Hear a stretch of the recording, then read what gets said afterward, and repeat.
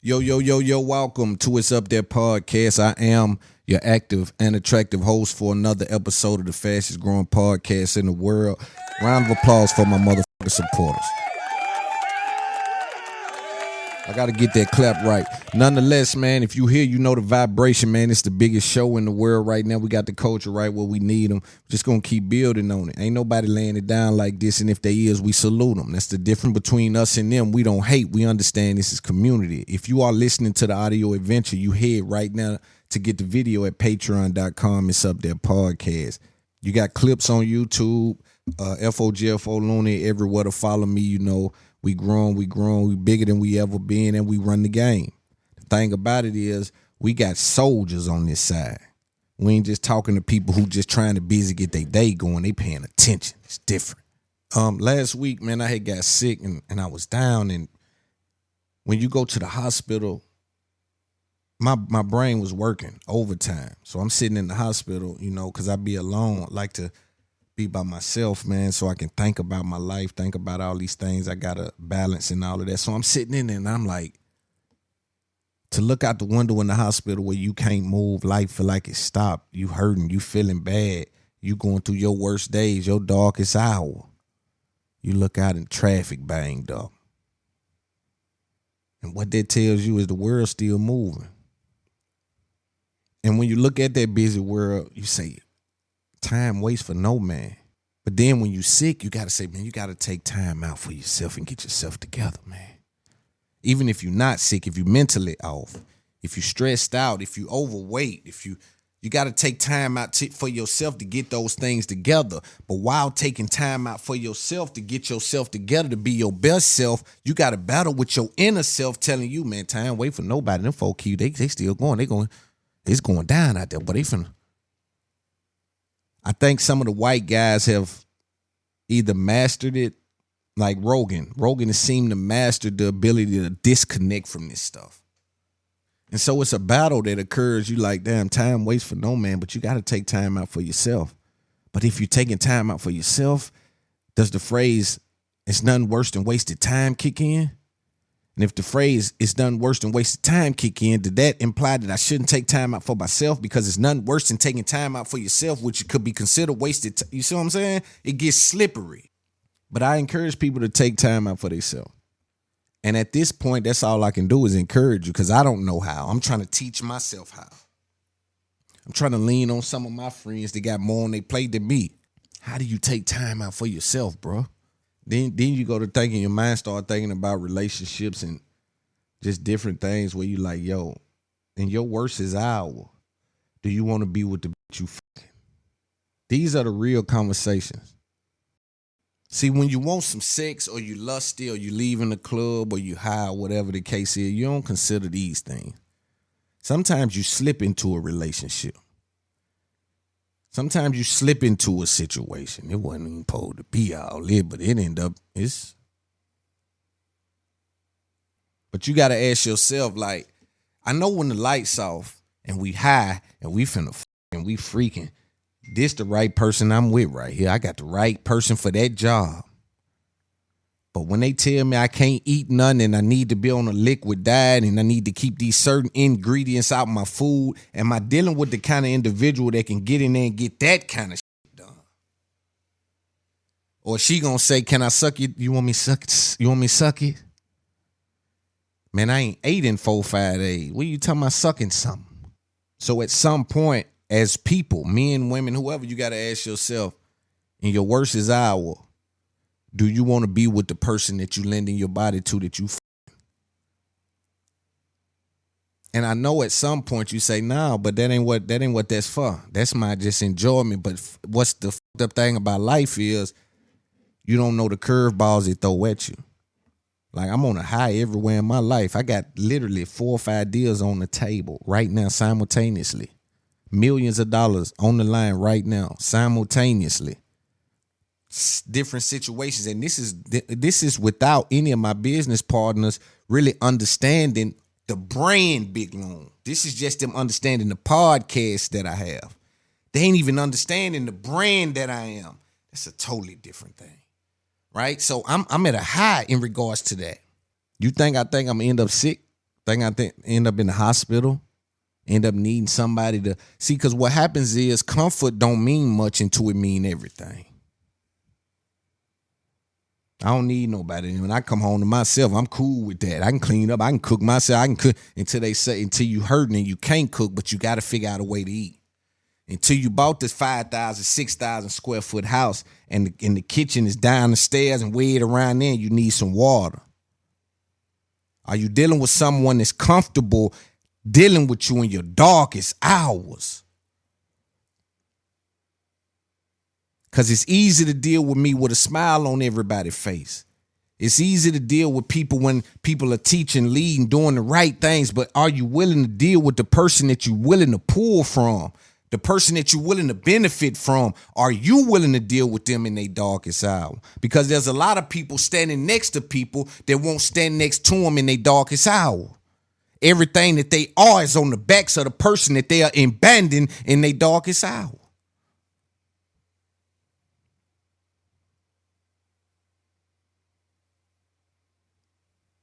And when you're critical of people you love, they turn it into hate. I'm learning how to cut that off. I'm learning how to say what needs to be said and deal with the information. I have no time to deal with the emotion attached to it. I'm just trying to give you what I see to be the case.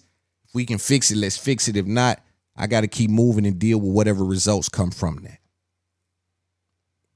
When you're critical of people you love, they try to scramble your common sense.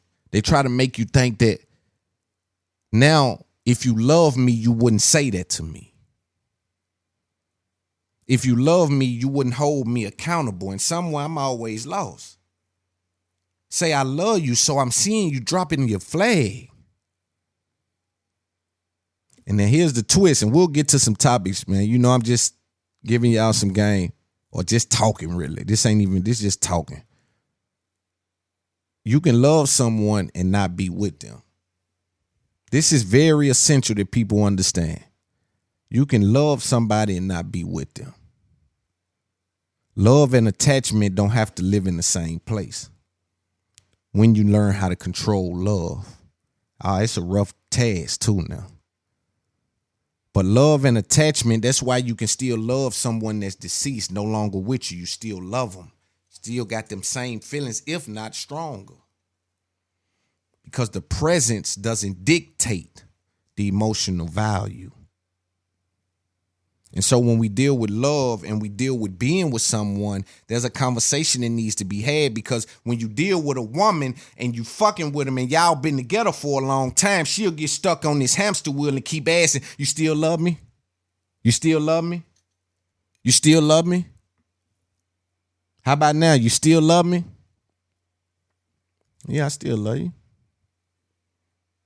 Do I still want to be with you? Need to be the question. But see, they think love is an instant ticket on the airline. And that ain't how that works. You got to create an environment where this team still sees the value in the team, and not that it's some sort of weird job or anything, but the way that this world is constructed, the structure setting that's already in place says we need to work together and complement one another. Because when we get out of this house, baby, we at war. The amount of money we dealing with, we looking to be sued by people. They looking to lie on us, set us up, break in, take our jewelry, rob our children, get our cousins, follow our children home, see what schools we go to, where we living at, what's our LLC. Like, we at war. Because we was able to hustle and God blessed us. Now we in this weird place. So when I come inside that house, I got to be in a position to say, this right here is where it's together. And it ain't always together nowhere. That's fairyland. We don't live in the fairy tales. I'm telling you that it needs to be a constant push towards making sure that everyone within this household is on the same page. And so as the woman continues to ask, you still love me? You still love me? Do you still love me? Do you still love me? Do you still love me? The man continues to answer, because then the new question is, can you love me and cheat on me? Well, if I can love you and not be with you, I'll let you answer that question yourself.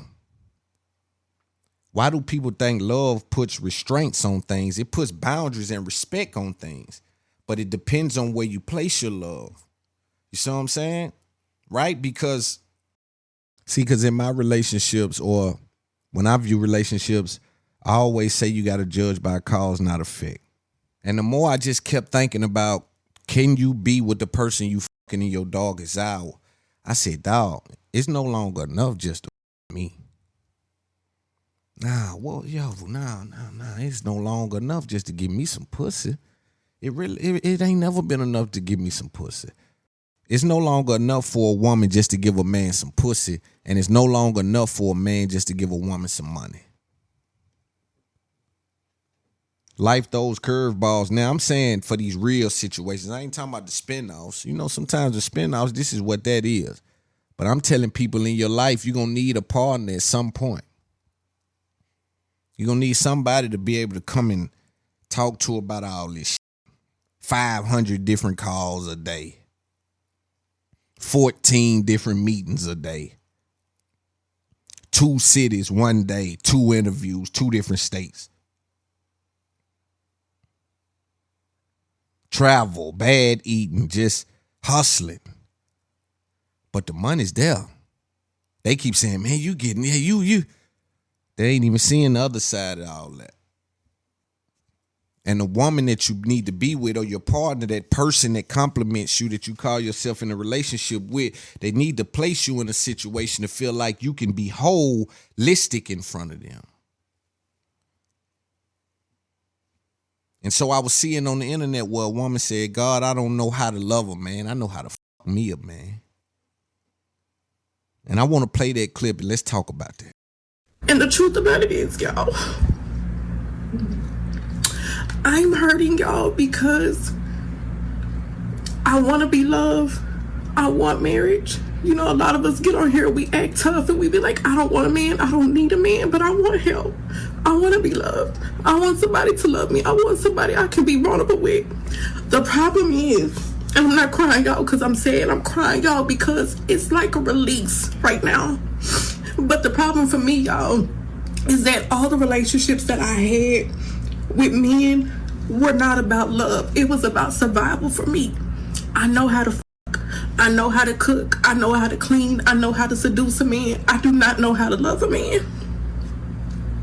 And then to have a son, because of those choices that I was making, y'all, and I got pregnant really, really fast. I got pregnant within 90 days of knowing my baby daddy. And we don't talk about this shit because it's embarrassing and it hurts. It fucking hurts. And I'm mad with me. I'm not mad at men. I'm not mad at my life. I'm mad at me because I don't know how to fix me. I don't know how to fix it. That's accountability. That's the shit that hurts. It's realizing that, hey, I got some shit with me that I don't know how to fucking fix. And in turn, because I don't know how to fix that shit, I'm f***ing up other people around me. That's accountability. That's the shit that we don't put on social media. I'll be honest, man. I felt for sure that, you know, and my heart goes out to her. She's not alone in that. You know, when we deal with not knowing that we broken, trying to pick up broken pieces, because that's all we know. Attachment issues is real in our community because we don't know how to let go of things because we don't expect nothing else to come our way. We dealing with that famine mentality. Maybe ain't nothing better out there. Maybe this is just how it go. Well, damn, how am I expect somebody else to know this or get this? Or maybe I should just go with the flow. But when she spoke about her being with men, for the most part, it's been about survival. So you got to be careful with attachment, bro. Everybody, not everybody, no, everybody. Everybody's coming from some kind of trauma. Especially if you black, right? Because we've been handed trauma. And so we all have to unpack something. The problem is, I'm not sure who I can unpack with. Because some of the things I've encountered is not relatable by the people that's in position. They can't seem to wrap their minds around why my viewpoint is through a scope and not binoculars. See, they looking through telescopes. They looking through binoculars. I'm looking through a scope to try to target something. We was never brought nothing. But the dating scene be so messed up. And again, I commend this woman for even coming out with that level of transparency. Because it's rough to get that from someone. That's not just like a normal thing where you get this level of transparency like, damn, looking back on it, like I'm slick messing some of these things up. I'm slick placing myself in a situation that's placing us in a situation. All right, let's talk about this. Kanye West, let's deal with a little bit of the after effects of him being canceled. I kind of briefly spoke to it last week about a little bit of it. But I think somebody caught him coming out of a shop. Let's listen to what he was saying. Above 100 million until I got hit with $27 million of taxes last week. Then my payroll got cut by Adidas immediately, which was against the contract. And then I flew 2 members of Core and Resnick in last night, and they exposed the extra 40 million that they had been hiding from me of bills. What I'm saying is I'm being honest to you guys. I've been humbled, and I have no reason to lie. My family was taken away from me. My reputation has been smeared. I get it. So let's close with a prayer. Father God, thank you. Thank you for keeping me alive. Thank you for the voice. Thank you for the clarity. Thank you for the experience. And thank you for the love. Because even though the real hate is what's happening on the media, and the idea of DEF CON was to get protected for a time like this, let's lead with love. I have no association to any hate group. If any hate happens upon any Jewish person, it is not associated, because I am demanding that everyone walk in love. Even though there's been things that have happened wrong to me that made me want to speak up, that you guys saw in the past 2 weeks. 2 weeks. You saw the power. You saw Ari Emanuel come out in public and ask, if that happened in public, what do you think happened in private? And what do you think happened in private to so many people for so many years? But what I'm telling everyone, no matter what background you are, no matter what socioeconomic class you are, walk with love right now. Do what God would want. What would Jesus do? Walk with love, spread happiness. I thought that I wasn't gonna be like MLK and stand there. There's times I felt very Malcolm X, but for some reason God has called me to love and to ask for love for everyone. It's time for us just to love, because love is the answer. It is the only way. Gandhi said, someone who was actually considered to be a racist, right? Gandhi said, an eye for an eye leaves the whole world blind. Jesus, Father God, spread the love. Put the love in our hearts, and know that we are not each other's enemy, but we're all children of you. And you can bring this world to a peaceful place on earth as it is in heaven. In Jesus' name, amen. Amen. Heavy. That's heavy, boy. That's heavy, boy. Like, when I think about it, because I know the level of pressure that got to be going on. We talking about billions of dollars. We talking about they stealing my designs. They run off with this. You can't say that, though. You went in the trick bag with that one, unless you doing what I said last week. Maybe you trying to see what the receipt look like and bring back the receipt. Ain't no more guessing what it is. This is what it is. Here's the receipt. I paid for it. Here it is. Black people have that side of them, boy. When that prayer come out like that, that's that mother, that's that grandmother, that's that mama and them. That's Nana and them. That's that side of it where it's like, try to pray your way through it. Spread love. A lot of people gonna say, how you want to spread love now when you done said all what you done said? And his position is, I've been going through some things in this industry with some people that it feels like they ganging me. But when you getting ganged, it feel like the world against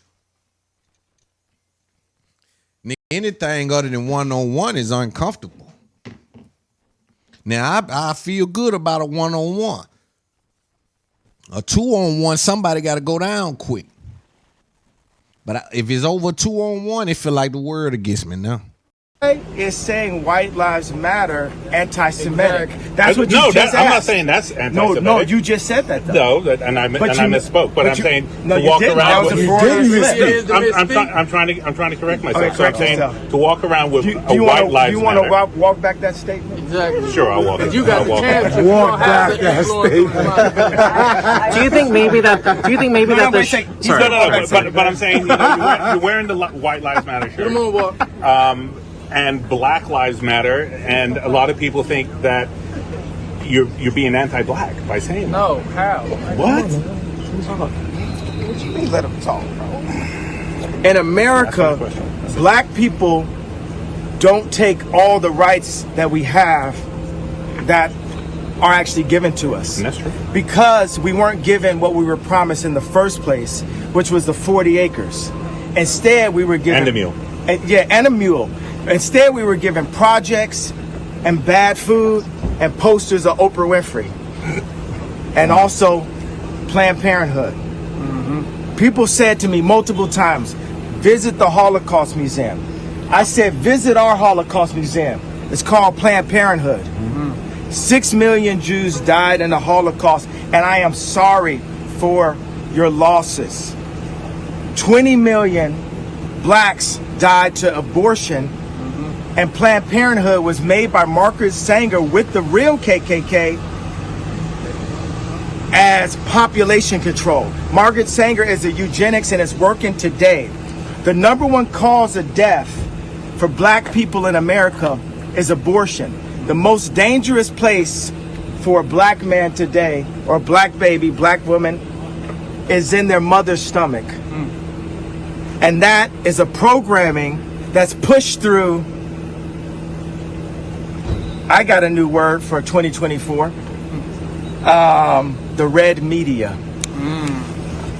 That is the red media. If you go to Apple right now, go to Apple Music. Let's load up the top 10 songs.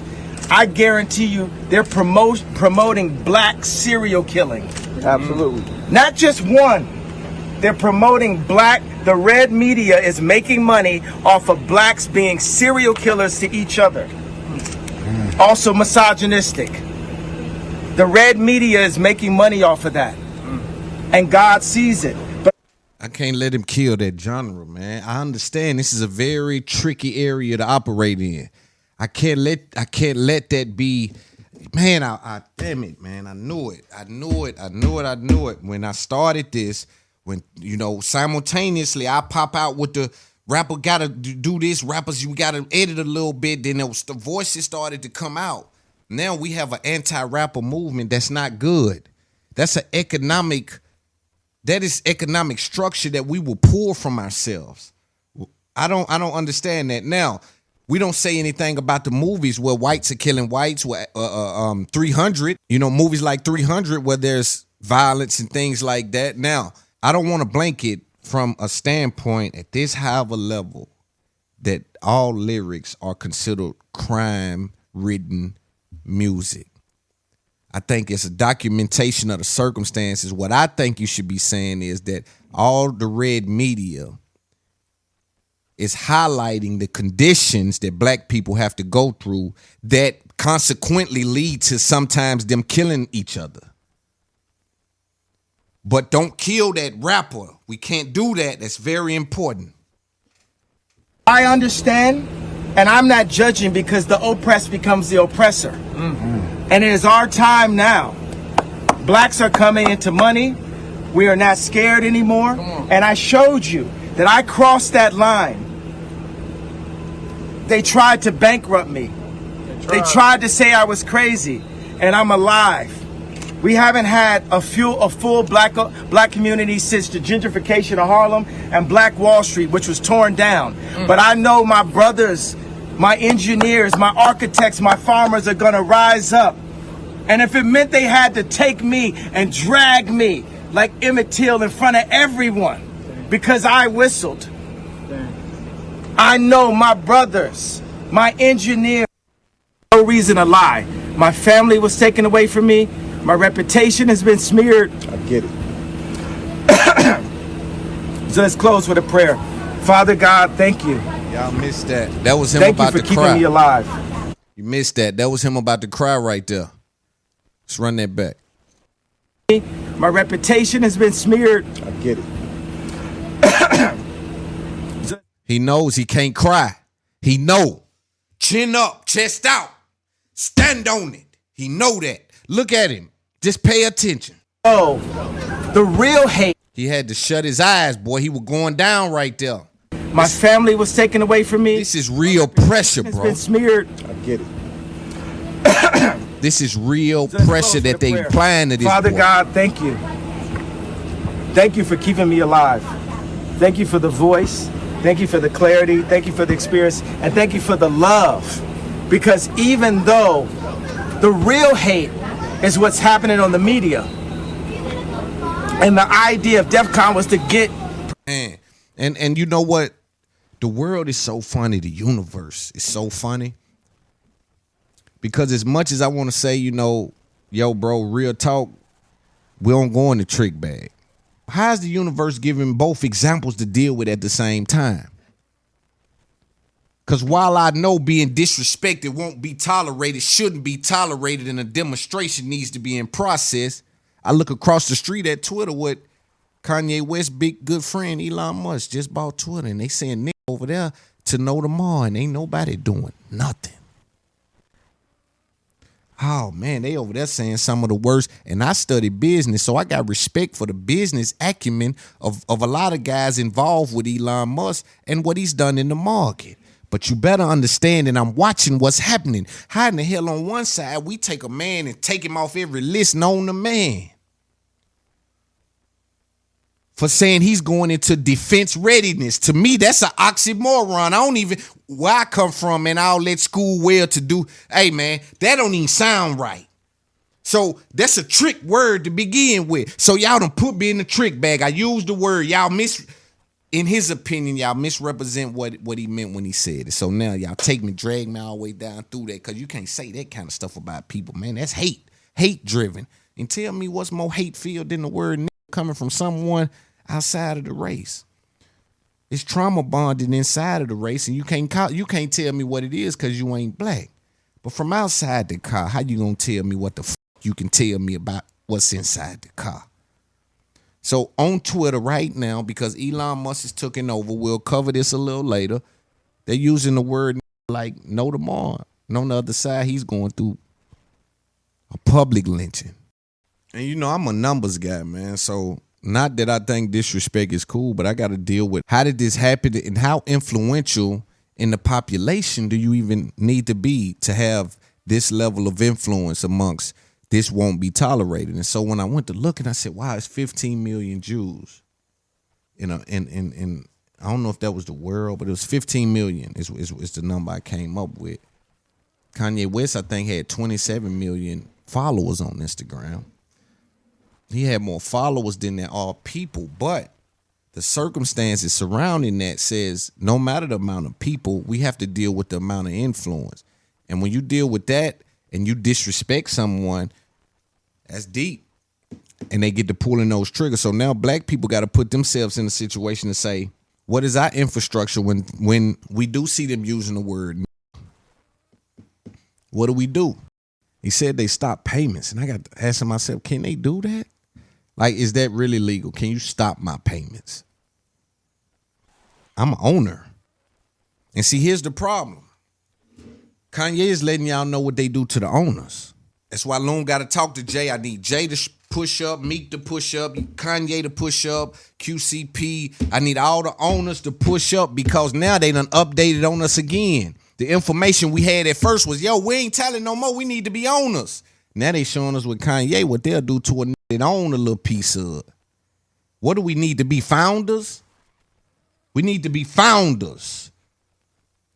right? Because a lot of times the owner usually deals with the person that bought it.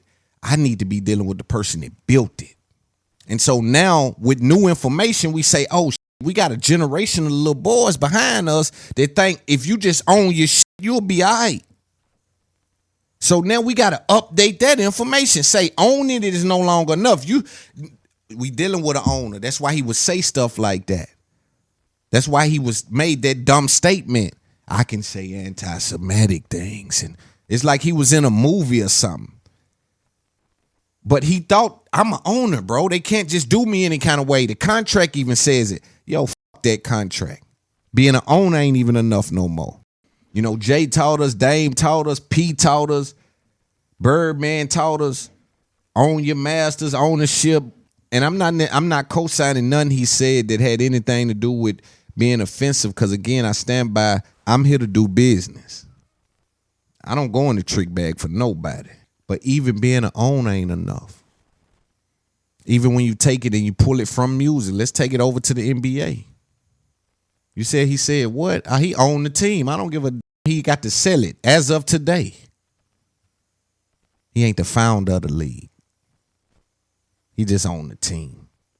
See, it's game on top of game when you get certain money, man. That's why I try to tell people that you can't compare yourself. It's so much game in this shit, bro. Even with words, it's just game. Like you would think, not on the NBA team, that don't mean shit when I get through. I mean, you got a lot of money, but I'm saying I can put you in a situation where that team ain't yours. Get rid of it right now. You see what I'm saying? So are you really an owner or are you a participator at an owner's level? Because are you an owner until you have some kind of ownership in the league? And does the teams have ownership in the league or are they hired talent? Like it shit you see what I'm saying? There's so much game in it.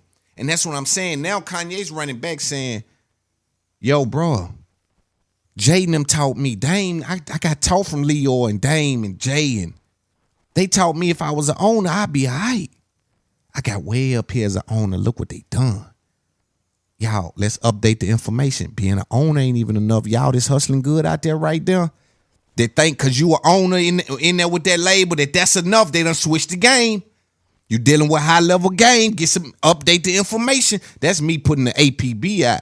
I'm updating mine. I'm on top, boy. You see how I'm even breaking it down. I'm watching this game different. I got to. It's a lot of money at stake, and they won't convince me otherwise. I've already been offered millions, and I ain't even started yet. I ain't even got my technique down. I ain't even really got, right, man, this is over with. But we need our big boys to come back and update. Like, we need some more information. We need to sit around and chop this up. Let's spend some time speaking about this. For those of you who are unaware, Joe Budden and Mal have been going back and forth online.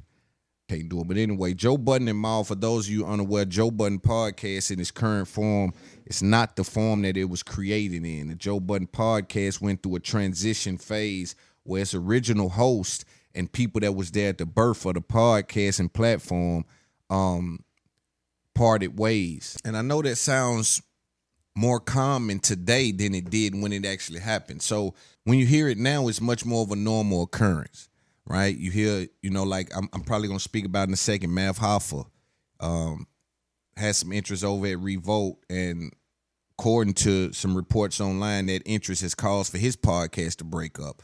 We've seen the homie B. Marshall go through it. You've seen, with Fred Taylor and Channing. And so in podcasting in this very new industry, you see that a lot of these guys don't really understand how to make this work in a way where it's effective for all people, because what's happening is getting lost in translation. Who's pulling what? All we can see is the train moving. But what's causing the train to move? And they haven't got it down to the science like that. And that's why you hear me be so critical of dudes. Why are y'all partying and drinking and getting high and niggas don't even know the industry? You don't even know how to categorize and compartmentalize these things in a way to make it clear to the people that started with you. And y'all drinking every episode? Not alone. Sometimes again, it's just business. It's business. And I know before I get to this Joe Budden and Mar, let me speak about this because I have foresight. I'm a visionary. So I can kind of see what's about to happen. My approach to this game, right? Because every time I run into these dudes that I'm better than podcasting in, they tell me that they don't take it serious.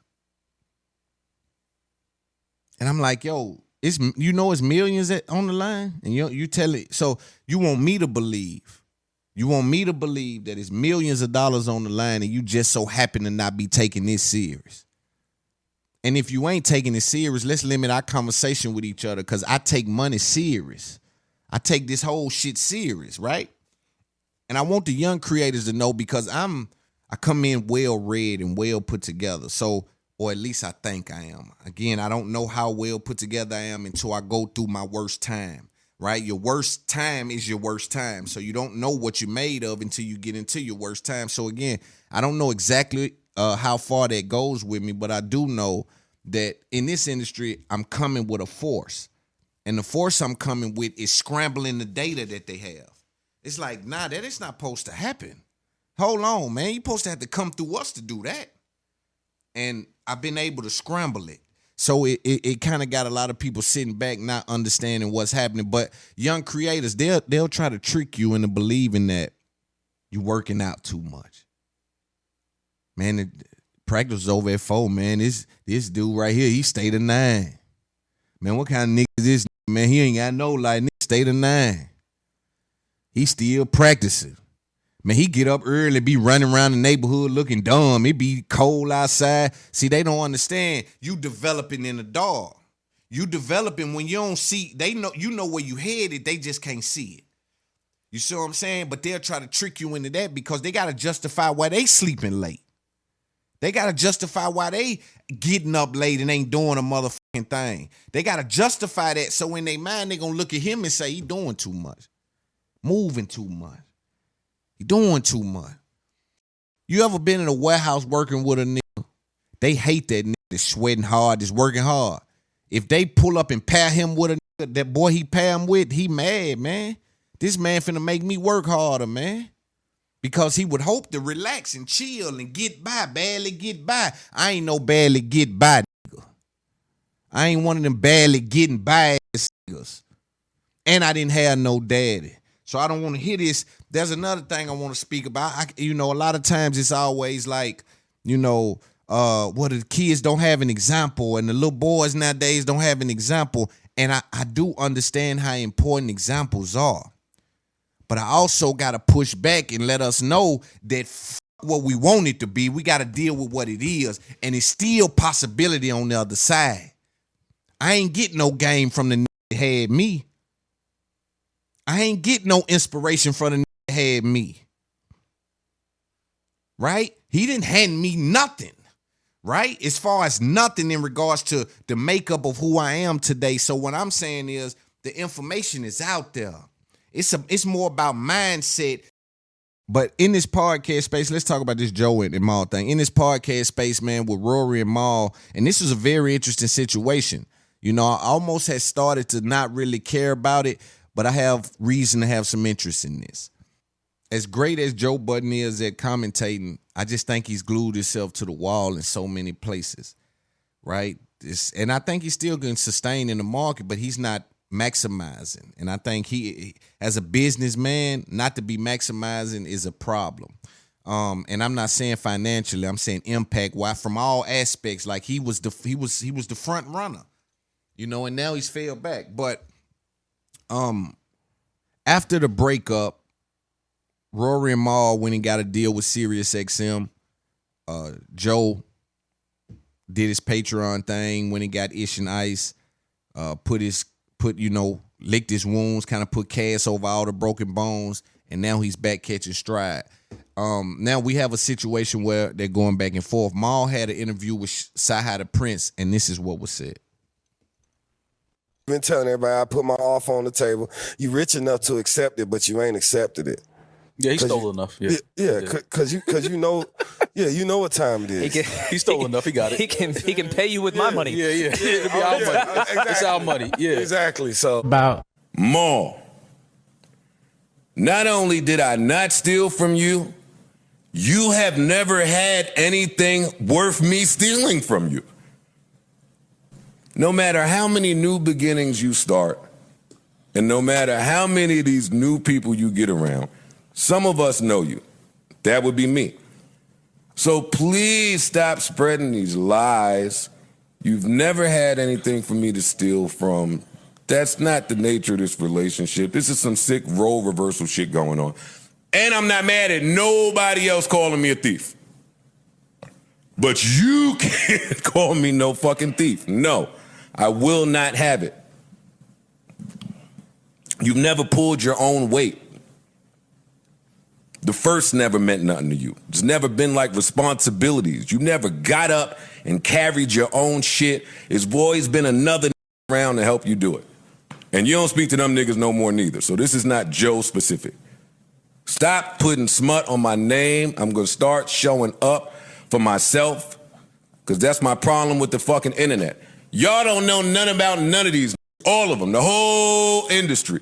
And get a mic with no fucking resume and Just show the accounting. I'll shut the fuck up forever. I'll apologize on my platform for calling you a thief. I'll apologize on my platform for calling you a liar. Show the accounting. In fact, I'm going to go a step beyond. Show the taxes paid out. Because I know the games you can play when it comes to accounting. You can't play those games when it comes to taxes. Show the taxes paid out. Let's do that. Let's do that on our... I'll go on his platform and let him reveal the accounting and the taxes. Let's do that. Let's not play this back and forth game. You know, I don't know nothing about the first of the month and dudes carried me my whole life and all these things. You know, dumb shit that's just not true. And show the Spotify deal. Show the contract. Let's go on. If Roy, I'm speaking for myself. I'm willing to go and sit down in front of him and let him do that. Be happy to. Show the contract. I will never sit here. He's a thief.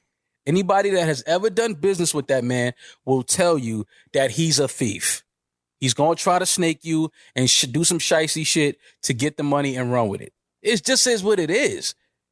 And here's the thing. Sometimes I look at it like, okay, the corporations, the business, they've been stealing from us too. Yeah, steal. But come on, man. Like, that's who you are. Your new show. I ain't gonna cap now. It sounds like whatever information Maul has or has been presented sounds final to him. Sounds almost like I'm sure of this. And it's like Joe on the other side is saying, well, if you don't understand accounting and taxes and you kind of blurred up, that's kind of how you can get. But he's like, no, I understand that. I know what I'm looking at, and you stole. And it's like Joe is playing this. It's almost like I know Joe's hurt. So he's playing this weird game where it's like, get it in blood, play, plug, like it's funny, but that ain't funny for somebody to call you a thief. All real men know you do not want to be a thief, my nigga. The Bible speaks about the man must earn his meal by the sweat of his brow. So the man has to be by nature got to go put some work in. If you a stealing man, you a piece of trade. Like you really is the scum. You understand? And so as much as Joe Budden want to deflect it and act like it ain't really. I think that's that defense mechanism because he's like, how do I can't stop him from saying it. You understand? What, I'm going to go fight him? What, I'm going to sue him? I didn't sue him. I let him go make some money. So I'm not going to sue him. It's a bill. Right? So what am I going to do to stop him from, I tell you what, I'll lean into it and try to reverse the effects of it and kind of 8 Mile Eminem it. That still has my blood, sweat, and tears in it. Because everything and I know that's what pains him. I know that's what pains him. Every time he pay for pussy, that's some of my money. Every single time he pay for pussy, that's some of my money. Some of your pussy. Every vacation, every vacation he take a chick on, that's some of my money he using. And that pains him. The most money he ever made in his life, he made sitting next to me. That pains him. I know that pains him, but we had a beautiful thing. It worked. I thought so. It all built together. And I didn't think it was such a hard thing to say that the three of us built it together. It pains him. I didn't know that was such a difficult all that Balenciaga idea. He's wearing, I'm paying for it. It pains him. It hurts. Every time he think he's fresh, he look in the mirror, I paid for it. It pains him because, you know, the notoriety and the clout and the attention that he wanted as a solo artist. He attained that sitting next to two guys that he feels like has no resume. who are these guys? Fans that don't know me. Yeah, I'm new to them. I'm only just doing this podcast. And the crazy shit is I was doing a podcast before you, homie. That's the funny shit about all of this. I actually asked you to do it. And you told me it was corny to do a podcast. Okay, cool, whatever. Now it's your biggest asset in the world. It's the most notoriety you've ever gotten. People that would never talk to you as an artist, would never give you a verse as an artist. Oh, they'll come sit on your podcast now because you're a train wreck. People are gonna look at a train wreck. If you see an accident on the turnpike right now, you'll stop and say, "Ooh, damn! I hope they're okay." And complain about the traffic while it's happening. And complain about the traffic while I contribute to it. Yeah, you know what I'm saying. So it's just I slow down too. Yeah, like stop it, man, because I'm not gonna. These are just the facts, bro. You stole from me and Rory. Facts. It's not about me trying to create some narrative and paint you a certain way. You stole from Rory and myself, and we know that. And we just got tired of it and said, yo, we're not going to deal with it no more. Oh, here's another thing that I don't think people know, Rory. We never got paid from YouTube. We said that in the response video. Did we? I think so. We never got paid from YouTube. But I know a lot of people didn't know that. Why I don't even get back to facts anymore is because we laid everything out in that first response video. And then I still see narratives from that response video of shit we never said. I was like, all right, never mind. I'm done trying to explain shit because it's the internet. Everyone's going to have their own opinion. And so what you must understand is this podcast, Joe Budden podcast with Rory and Mal, man, was killing it for a while. Like it was like on top of the charts maybe for 2-3 years straight. But in some weird way, they wasn't counting like Rogan and stuff like that. So Spotify had some sort of weird counting system going on with Rory Mal when they was at the Joe Budden podcast. But you could not deny the cultural relevance. You could not deny what that was. That was one of the best podcasts created. And everyone that listens to me knows that my palette expands far past hip hop. And so when it first happened, everybody was disappointed. And thinking like, what do they do now? What's next? What's happening? When you hear all of this happen, like I don't have time to go down through the whole history, but I want to deal with it kind of where it is today. So Joe is now moved in Ish Ice, new building, X, Y, and Z. And being called a thief is a harsh comment to deal with. Joe Budden responded sitting next to his people on his podcast. Let's listen to some of what he said. Why don't you? Why would you? Why don't I what? Show the accountant. Why don't I show the accountant? Because my feelings were hurt. Why would I be showing the accountant? I'm not. My feelings are hurt. I'm going to mind my little business. No, because hold on. Let me play. I don't want to do none of that, bro. I'm good. Yo, Alabama was number what? 3? Hold up, goddamn it. I'm gonna be honest. Ish makes it uncomfortable for Joe. Ish makes it uncomfortable for Joe. I'll leave it right there. When Joe gets into these bags where he usually could just, you remember Joe used to be the guy who can wiggle out of things. Most conversations he'll get in with people, he'll wiggle out of them a certain kind of way or make these points a certain kind of way. He just will not try that with Ish. And I'm not sure if it's because he respects Ish's ability to articulate his points, or it's because Ish has information and time with him so he can pin him up against. No, because I remember when we was at the strip club in Sudden, said you did that. Like, no longer am I imagining what you may do. I'm telling you what you did, right? So it's a different approach when he has a conversation with Ish. But as you see there, Ish say, yo, why you didn't show the accountant? He said my feelings were hurt. I believe your feelings were hurt. But I don't see how the feelings hurt stops the accountant.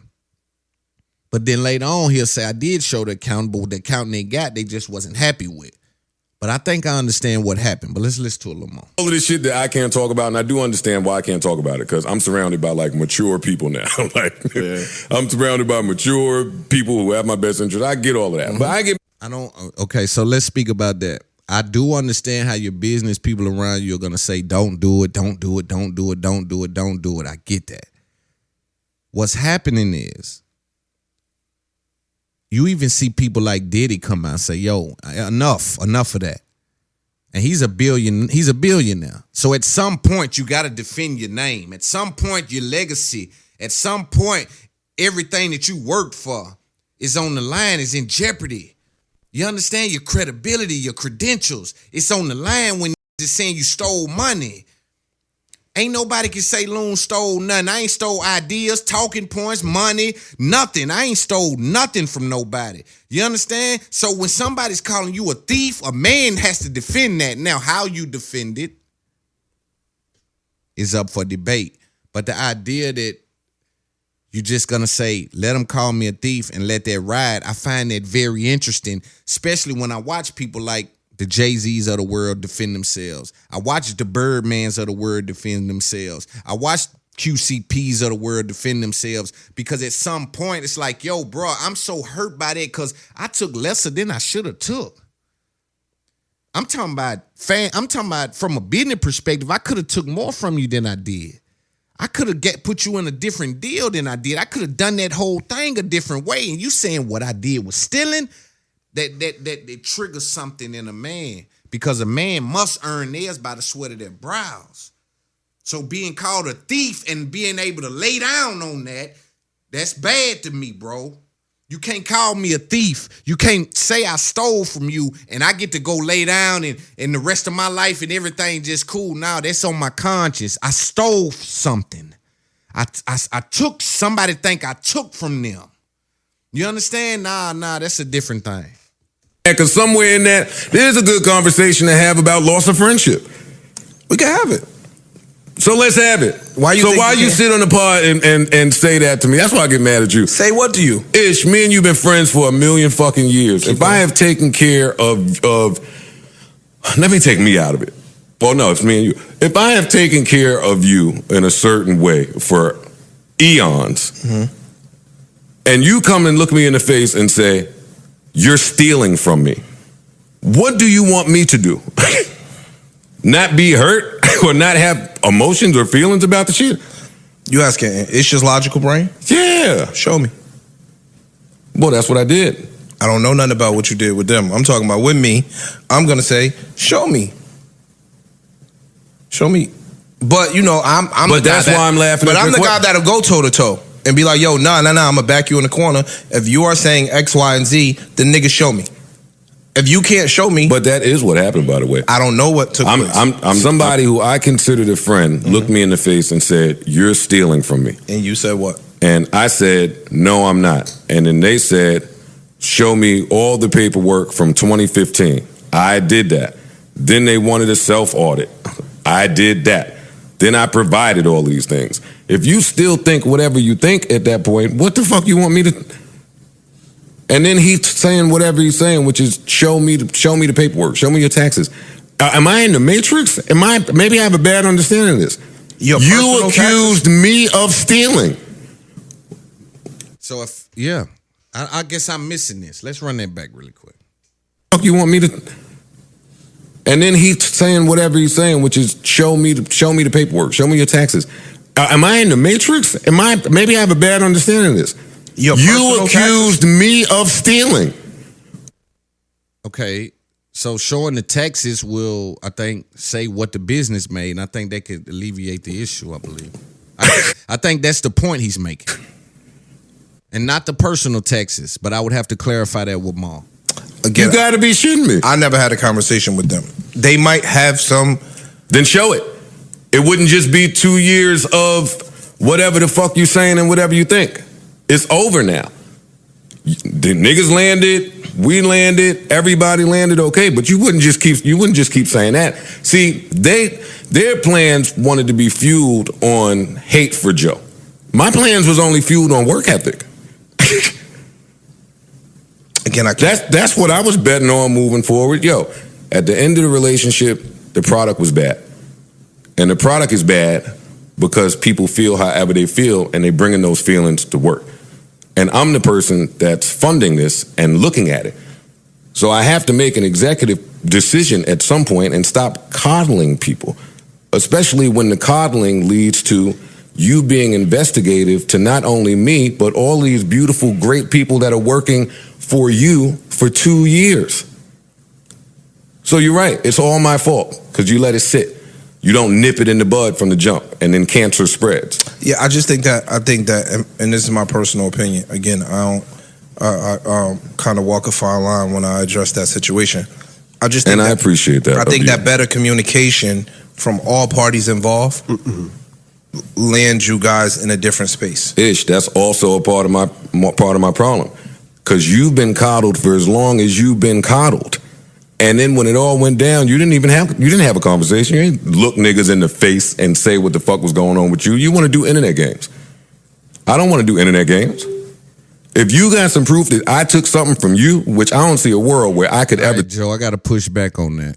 You say you don't do internet games, and you fired a chair, like you fired them guys online. So that was internet, that was online. So again, I'm not sure I agree with whatever's happening, but I'm saying if you're gonna say I don't want to do internet games, but you came in and did a whole episode firing him, saying that he hid dish detergent and all of that, that's when it gets squirrely.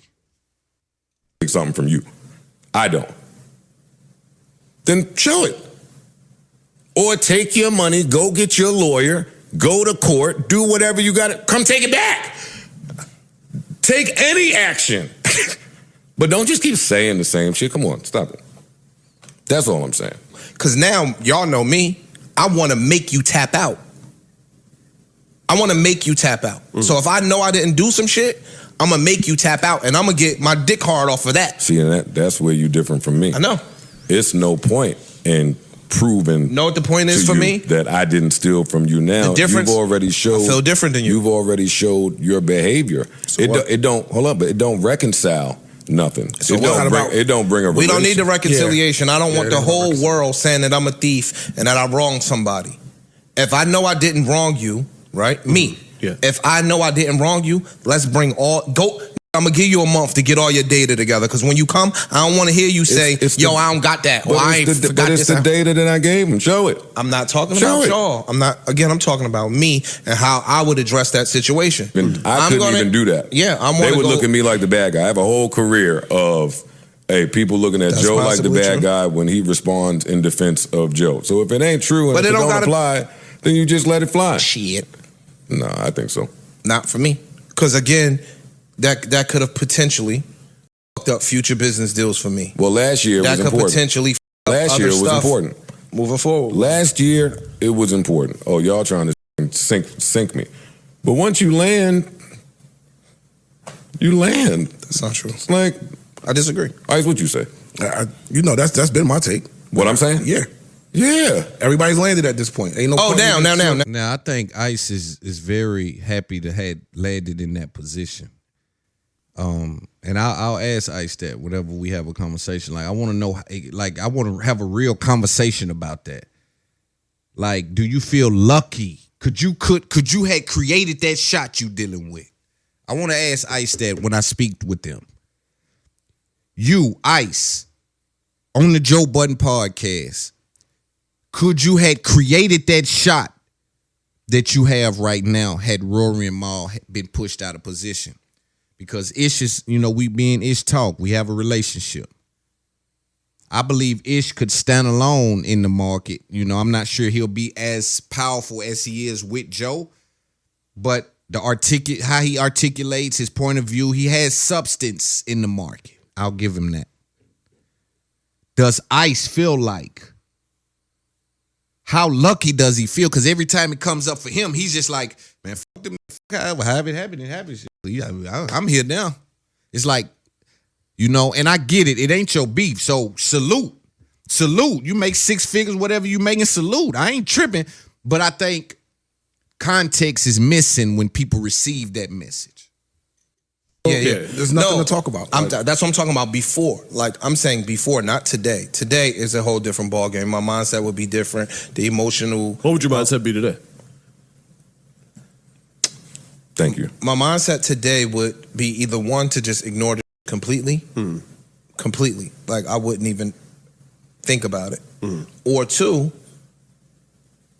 my mindset would go into, it depends on how emotionally they caught me. Like, if somebody said some real fuck shit, emotionally I'd be like, yo, I'm tired of you. But what if you're not emotional about it?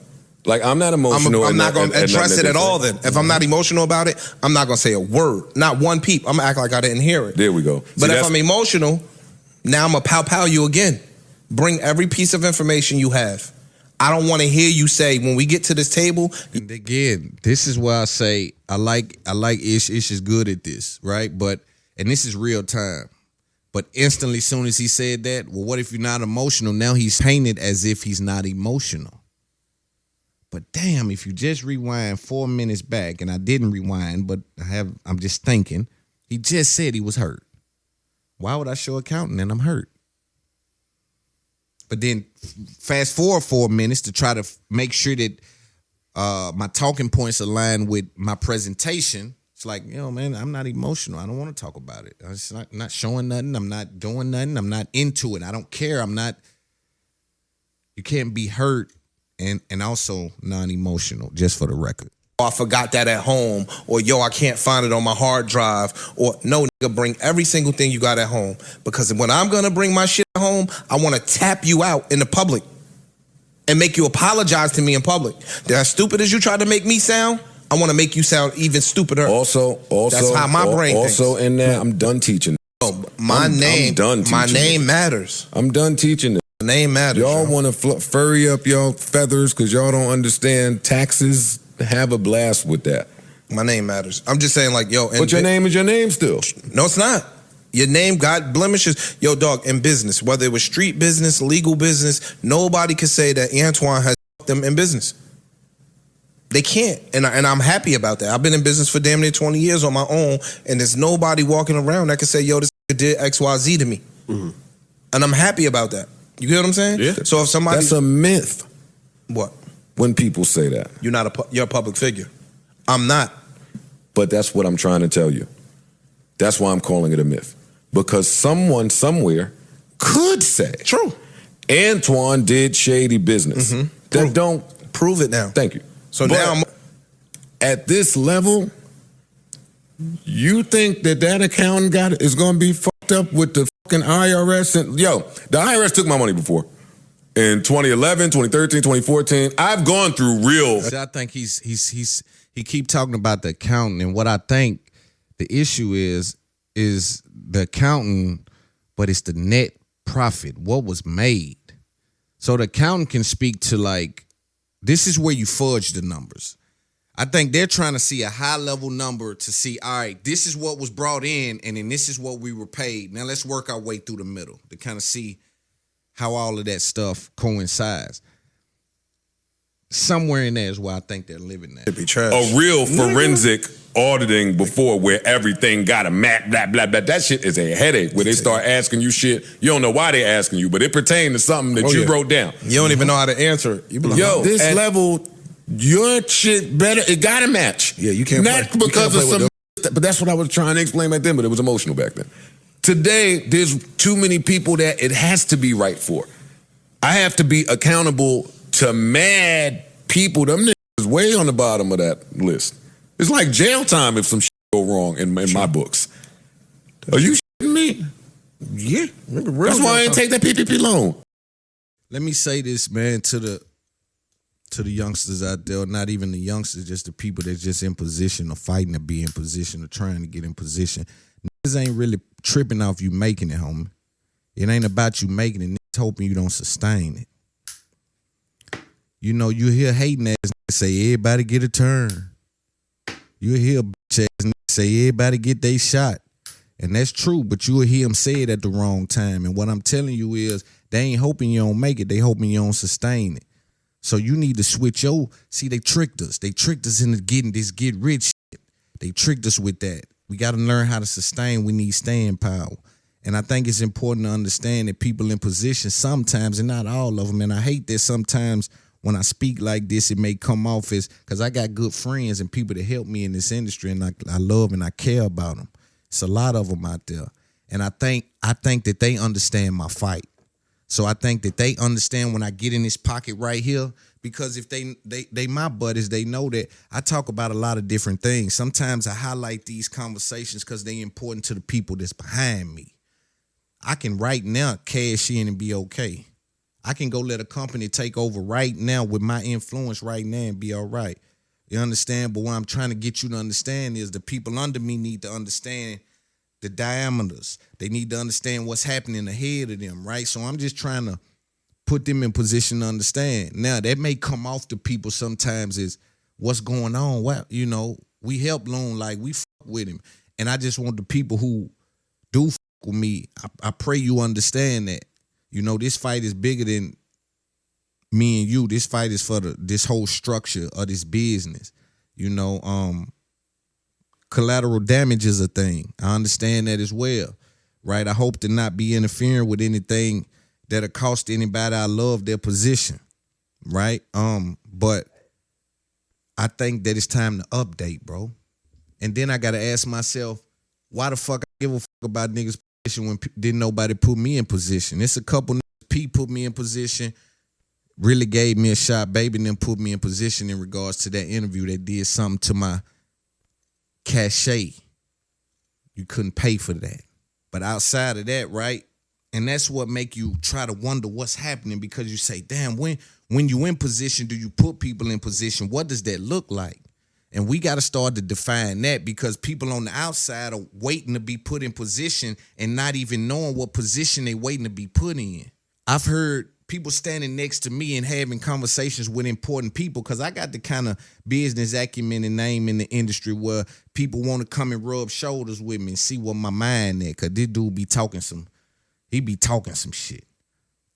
So if you just happen to be standing next to me, and I might run into the CEO, or I might run into this dude right here who's 25 years in the industry, one of the most well-connected people, and you be standing next to me and you try to run that low-level game on him, and you only got his ear because you next to me, and he get this confused that this is a conversation, not a relationship.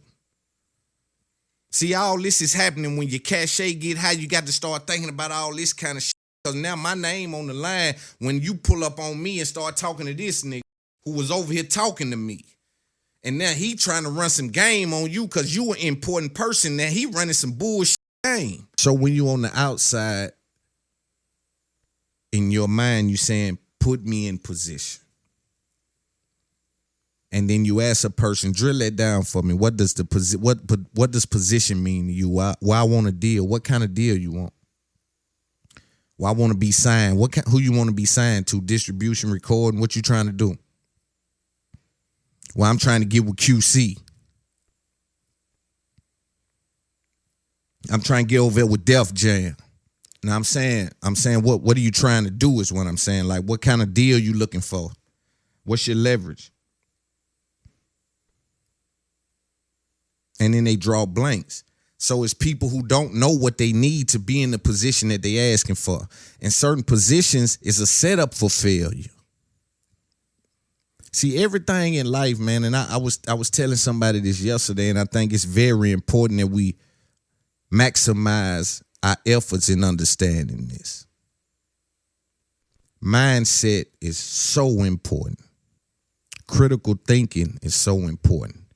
And so we got to start to teach our children and each other that, hey, just showing up ain't enough. Because the way society, just like this, the society have it where you would think getting a driver's license, you should be okay behind the wheel. You know, they talk to you about the rain. They make sure you know where your turning signals at and all your safety belts. And make sure you understand that this is a turning lane and this is a stop sign and how much you need to stop back when you see this line, and yellow means this, right? So it's a lot of understanding they give you before they give you this driver's license. But the license don't do you no good when you don't know how to move, especially as a black man, especially as a black boy. You definitely need to know how to move.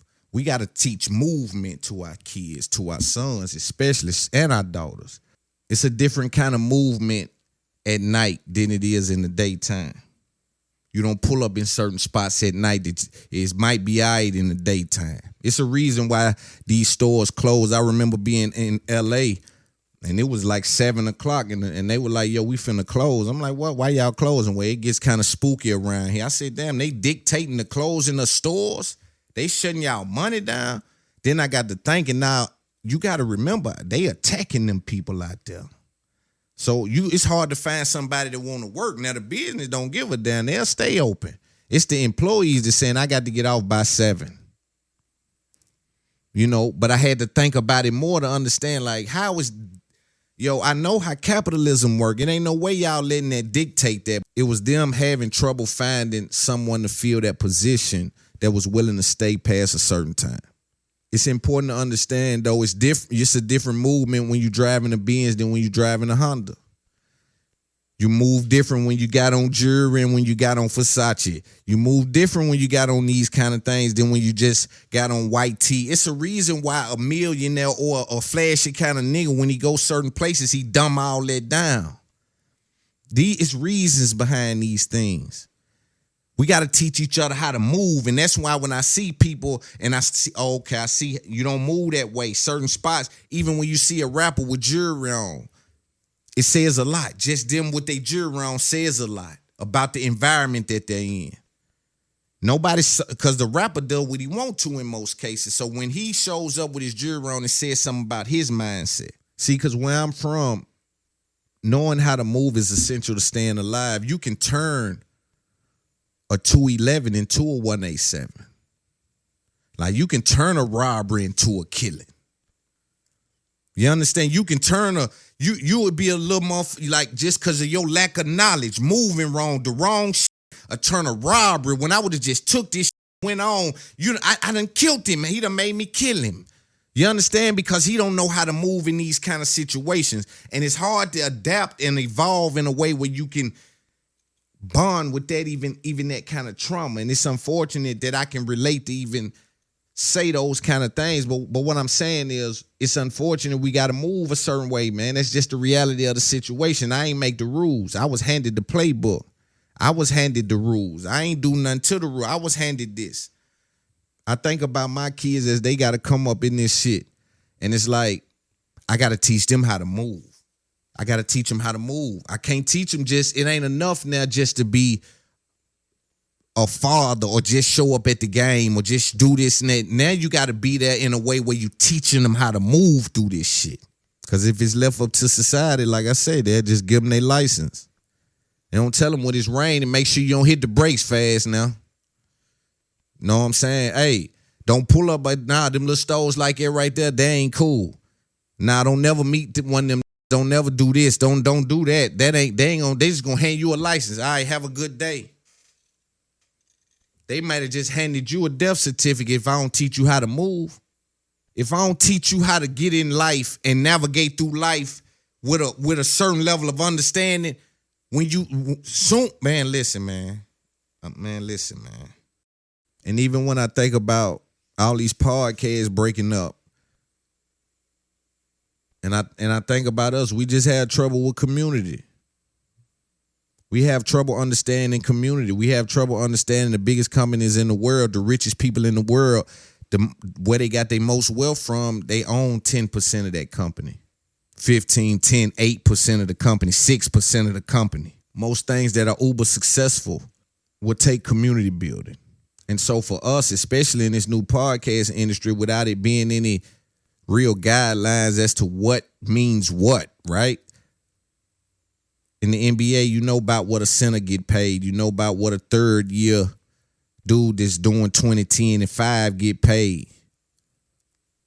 You know about what a running back that went for 2,000 2 years straight. You know what a quarterback that had over this many. We kind of got a gauge on things. But in podcasting, it's such a new industry, people are unaware of where they stand. So the cameraman think he deserved 10%. When the zoom on autofocus, the camera on autofocus, he want 10% of the company.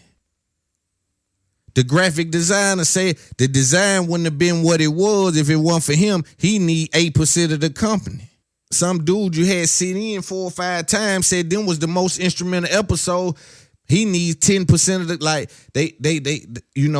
don't nobody know what it's worth. Don't nobody know, hey, what is my sweat equity? What does that mean? And unfortunately, I had to do mine this way to make sure all you stay out the mix of it. I always hustle with my own pack.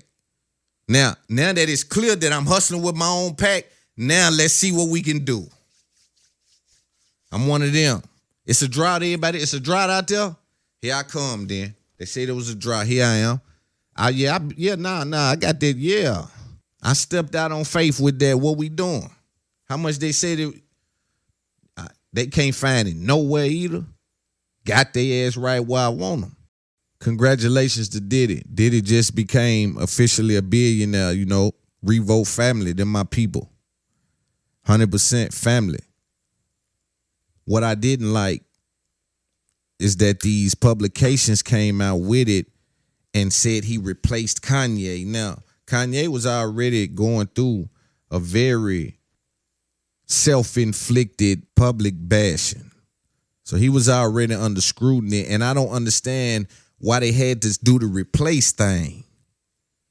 See, I know what they're going to say, though, because I'm dealing with information, so I know what they're going to say, but it's crazy that I ain't never seen him take a white dude and he replaced white dude off there like that. I ain't never seen that. And then I think the timing of it, too, was important. They knew what they was doing. I think, again, bro, I talked about it earlier in the pod, you know, this is fresh. When Elon Musk just took over Twitter, I watch Elon a lot. I watch these high-level businessmen. And you hear Twitter everywhere. Same time, Kanye's getting lynched for saying something, one of these tricky situations he put himself in. It's just watch what's happening, man, in real time. The universe will speak to you. I'm telling you. Kanye say, yo, Kanye will come over here and talk to us and kick that I'm worth billion shit and then not even have over 150 million in the bank. That's why it felt different coming from Jay. It feel different fucking with Diddy. It feel different with even P and them that made a lot of money. Birdman, it feel different with, you feel me? Who else got that? Who else? Drake. It even feel different over there with Drake. Like I'm just saying, far as it's plentiful. Nah, it's plentiful around here. It's plentiful around here.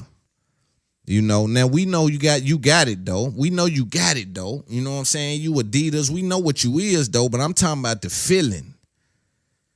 You can ask the stripper sometimes, you know, we seen a joke the other day about them saying the rap niggas go harder than them ball playing niggas, man, when it come to just the feeling of it. I know y'all kick that it's in the bank shit. Nah, it's on the flow over here though. Nah, they talking that shit in the bank shit. Nah, it's on the flow over here. So I think sometimes it can get, you know, it can feel different with that money. Sometimes niggas having that shit plentiful.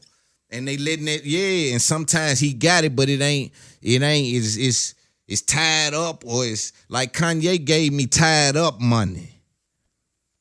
Which is cool now. I ain't telling y'all put the money in the business now. Be clear.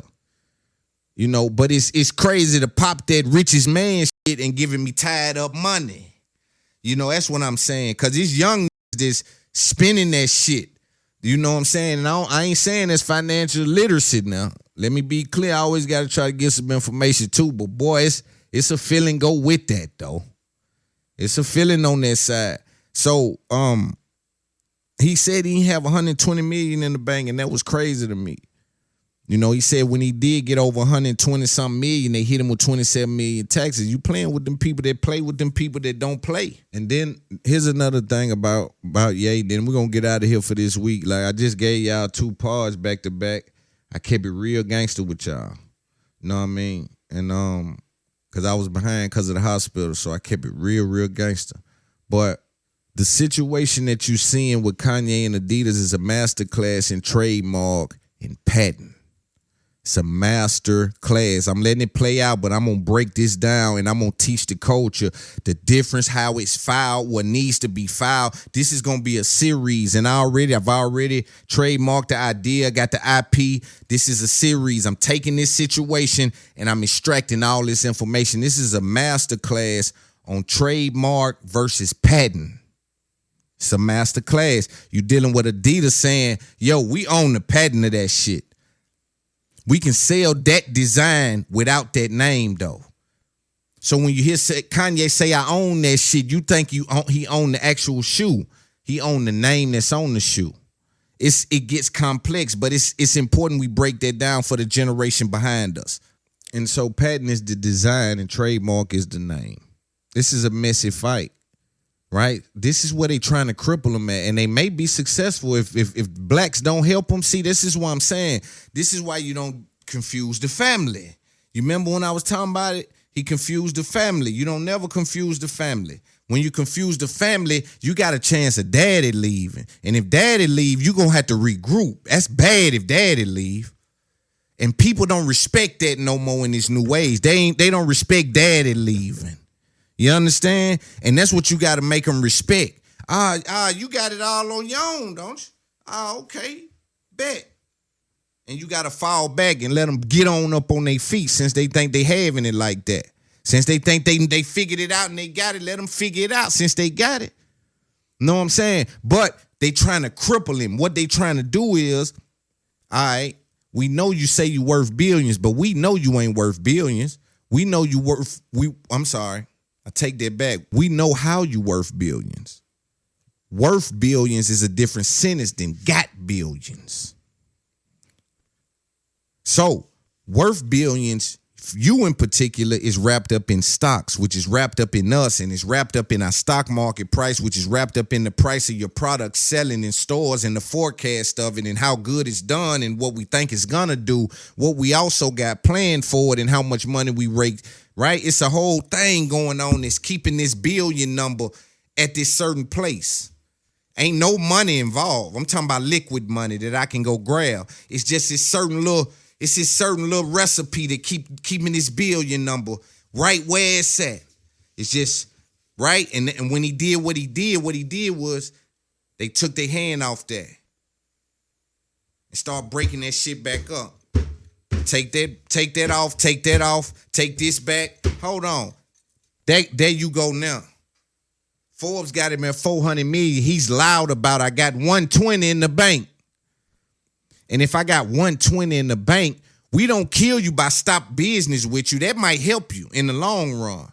We kill you by stopping payments to all them factories and all them Yeezy employees, because for you to keep your business going, guess what? You got to go in that 120 million. How long can you got to go in there 120 million? And on top of that, we might keep you tied up in court with these designs. Then you got to drop a new design real quick, pay the.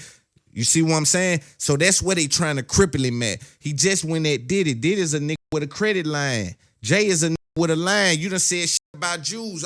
Like, you know what I'm saying? Like, and you a flip on us. If we knew you would ride, we might put it all on the line. But we know we'll go all the way to the line with you, and you'll turn around and say, you know what, I ain't jumping no more. Matter of fact, fuck you for coming. You'll just go left on us. So how do we, you feel me? It's like niggas is just like, we ain't gonna let him drown, but we ain't gonna let him drown, though. He gonna have to give a percentage of the company or something to do this, though. It ain't gonna be just, no, that's the homie, get it. Make sure he stay up. Make sure, we gonna make sure, it's just a weird thing, bro. That shit weird what's happening with home, bro. That shit is weird. Know what I'm saying? It's important that we understand what's happening and pay attention. He shouldn't have said what he said, but he coming back with the receipt, boy. Now it ain't no speculation. He coming back with the receipt of what could be done if you say something. And for them to do that, he said, see, and again, in his forecasting of going rogue, he thought they couldn't stop payment to his employees. He thought they wouldn't stop that pay. They had that tied in for the next 5-10 years. Ain't no telling how long they had that tied into their plans. Like, that is a real disruptive thing, what he just did, bro, to a major company. That is a hell of a thing he just did. So what I need you to understand is, in his forecasting, he thought, yo, even if they cut me off, they ain't gonna stop these payments. What do I get a credit line when I just offended who they say give the credit? If you say these people give the credit, you just cut off the people. Like, to me, again, something's not, I don't want, maybe it'll come together. I don't know. But I'm paying attention. I'm going to be a mogul in this game, so I'm paying close attention. But I think it's a strong possibility. He going to get the brand back going. Ain't no doubt about that. I want to talk to the rapper, the up-and-coming rapper. I need you to put the work in. A lot of people gonna look at you and they gonna say you doing too much, man. You passing them CDs out, man. You keep showing up with them shirts, man. Why did dude keep putting flyers everywhere like that, man? Why dude keep posting by his album like that, man? What dude doing? He keeps going to the studio every motherfucking day, posting, showing us They gotta justify why they ain't working as hard as you and why it ain't working like it is for you. I need you to understand, especially if you come from where we come from, you done something for way lesser. It's millions on the line.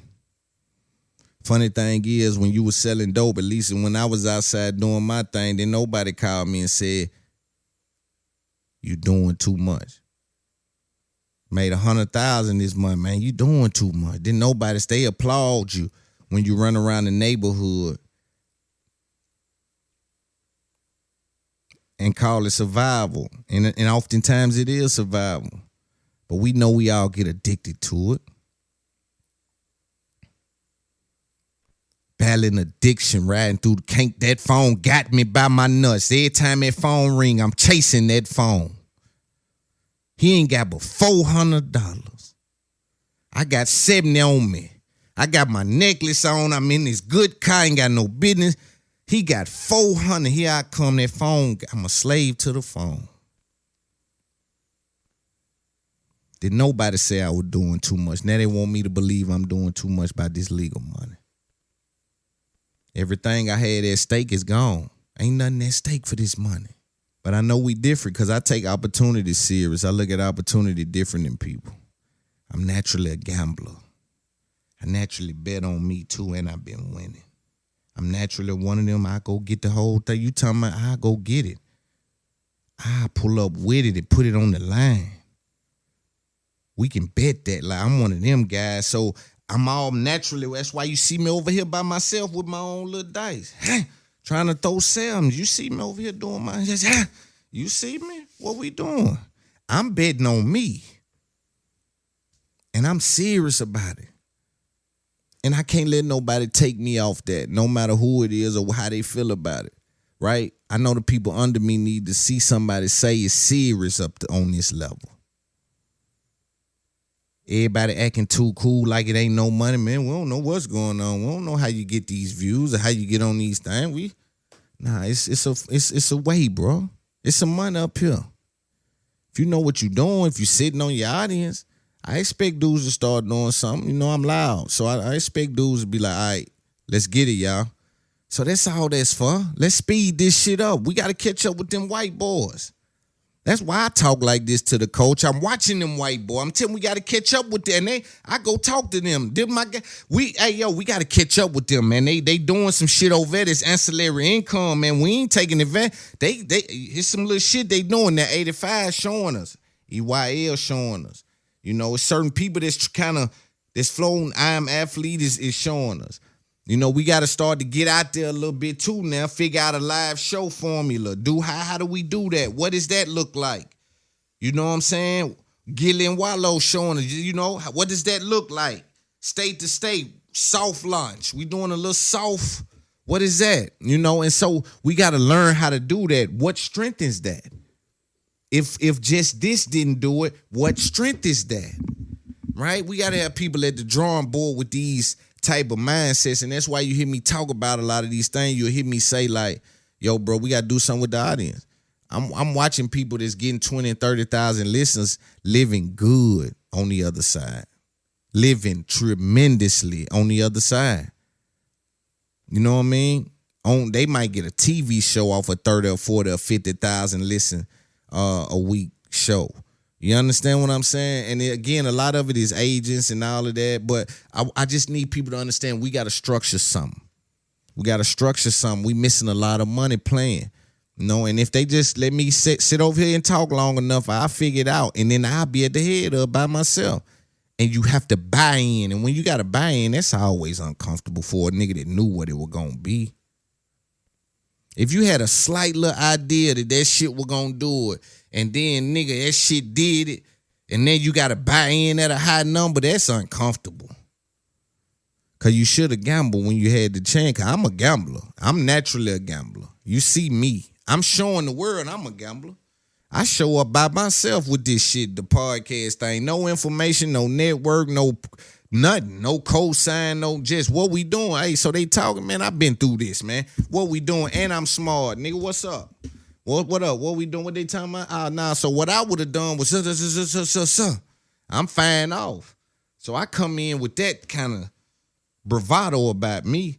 Know what I mean? And hopefully the people receive it and say, damn, I kind of like watching that show. That's some cool little show over there. Know what I mean? And we can build on that. Man, another episode of the fastest growing podcast in the world, man. It's Up There Podcast. You know the vibration high on this side, man. Make sure you're at patreon.com. It's Up There Podcast, The Experience. Go see Dr. Umar Johnson. Part 1 and Part 2 is out right now. Going crazy. If you ain't, let me speak on that before I get out. If you ain't seen that Dr. Umar Johnson episode that's out right now, The Experience Podcast, my other podcast, you bugged out. If you ain't seen the Lil Baby episode, you bugged out. 2 of the best shows in the world. You know what I mean? And we planting our feet, man, and we appreciate everybody that's showing us love. We got a lot of love, a lot of big guests coming.